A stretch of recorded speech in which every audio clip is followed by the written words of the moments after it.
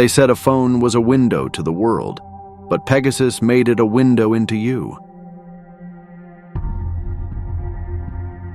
It began as a secret Israeli intelligence program, hidden behind defense contractors, export licenses, and government-to-government agreements. What started in the 2010s as a tool advertised for counterterrorism quietly evolved into one of the most intrusive surveillance systems ever built. The software known as Pegasus.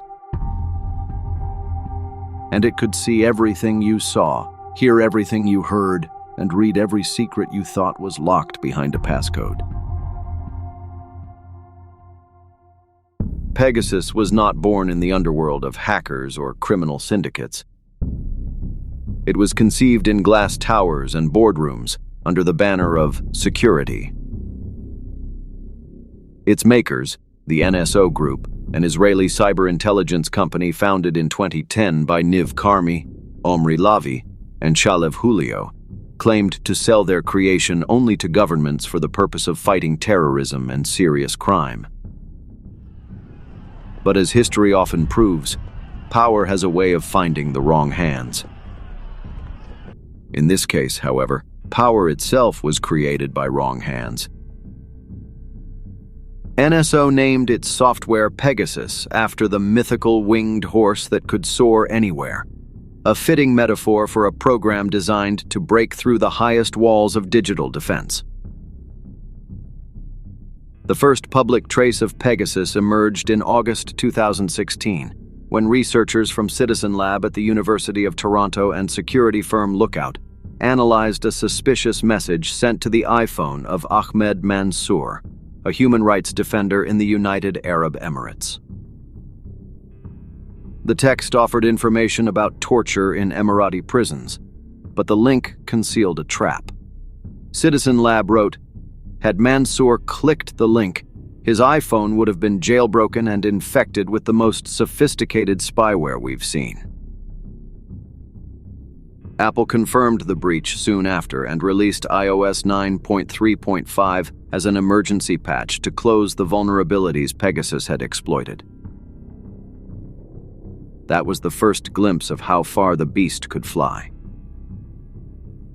Pegasus is not a virus one can see or delete. It is a ghost that enters without a door. In its earliest forms, it needed the victim to tap a link. Later, it evolved into a zero-click exploit, meaning no interaction was needed. Not even a touch, not even a call answered.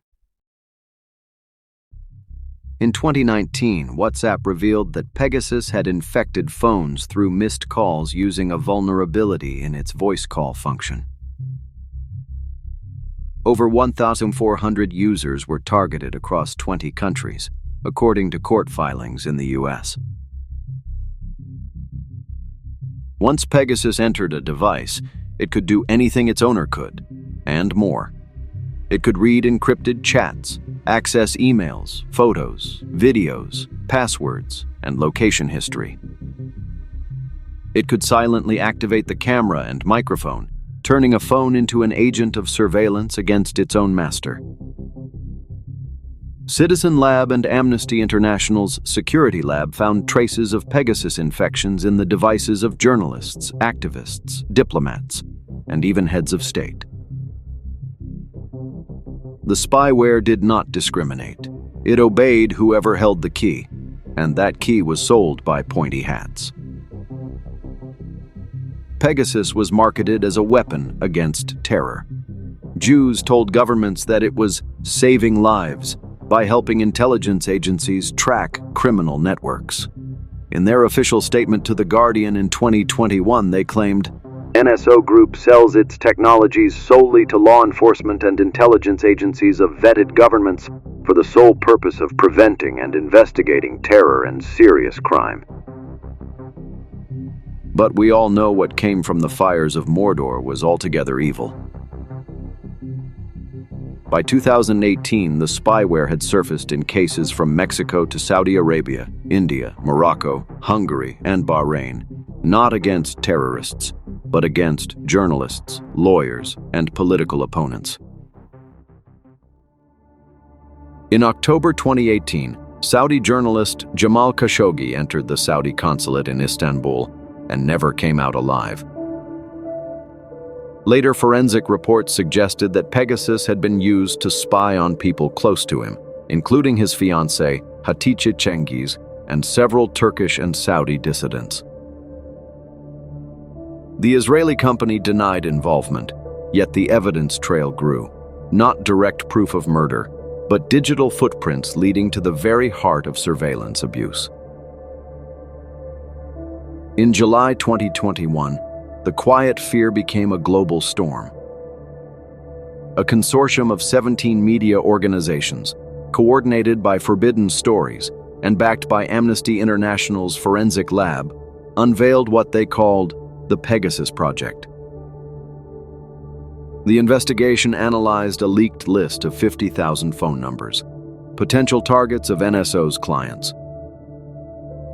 Among them were heads of state like Emmanuel Macron, Imran Khan, Cyril Ramaphosa, and King Mohammed VI of Morocco.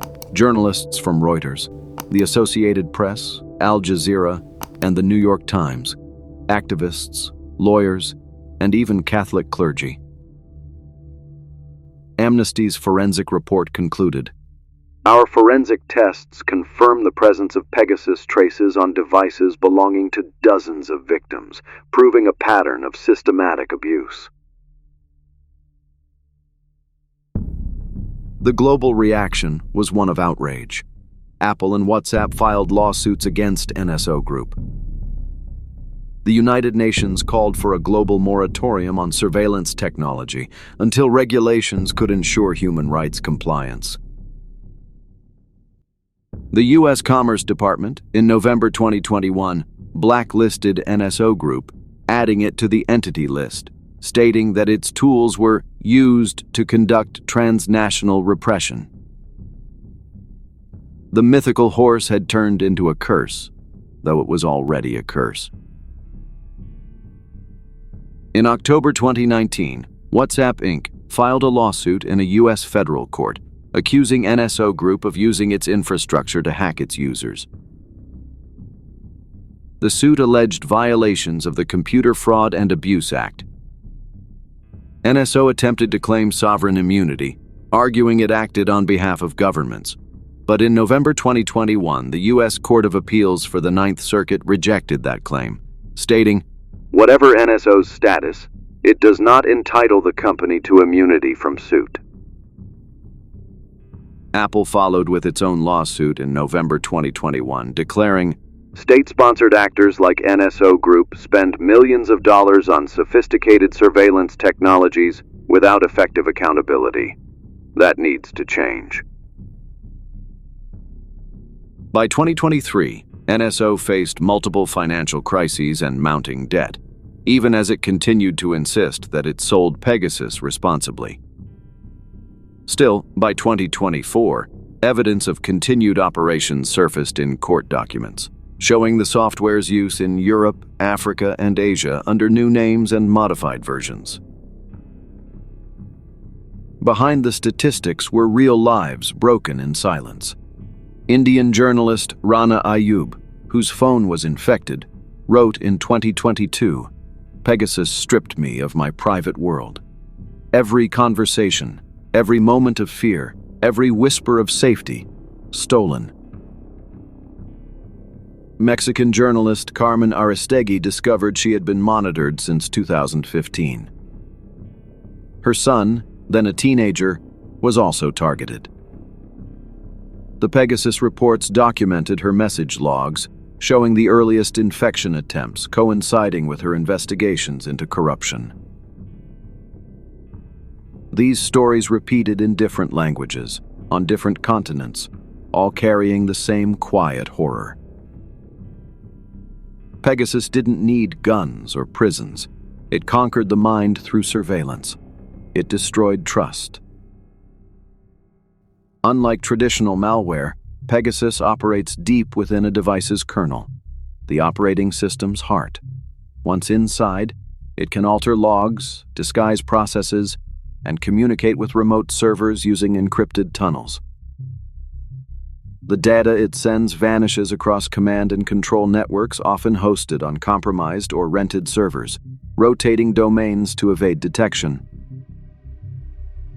Amnesty's forensic methodology detailed indicators such as unusual processes, missing logs, and suspicious DNS requests to domains resembling iCloudPhoto.com or AndroidCheck.com, fake fronts masking Pegasus infrastructure. Even resetting a device was no guarantee of safety. As one forensic expert put it in 2022, "Pegasus is not a program, it's a presence, one that can vanish at will."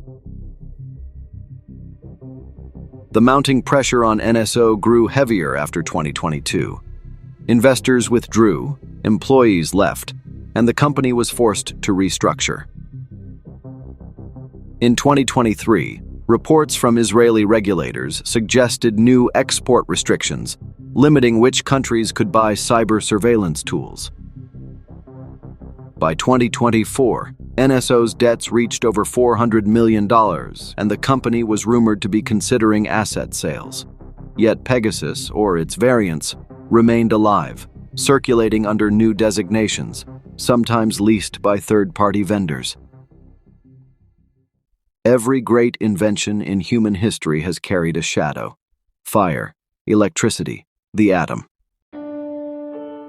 Pegasus is no different. From the beginning, Pegasus was not just an Israeli product. It was an Israeli export, bound by the state's own Defense Export Control Agency, which licenses every company that sells military or intelligence-grade tools abroad. In 2022, DECA defended its approvals, stating that the sale of such technologies is a matter of national security.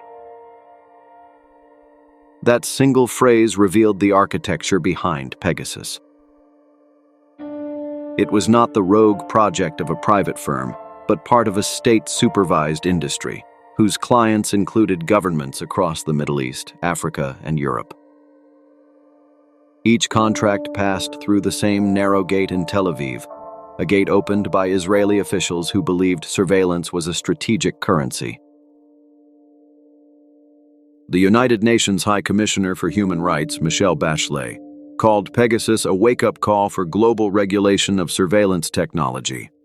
Yet few nations dared to confront Israel directly, for Pegasus had already burrowed into the diplomatic web of alliances, counter-terror partnerships, and intelligence sharing.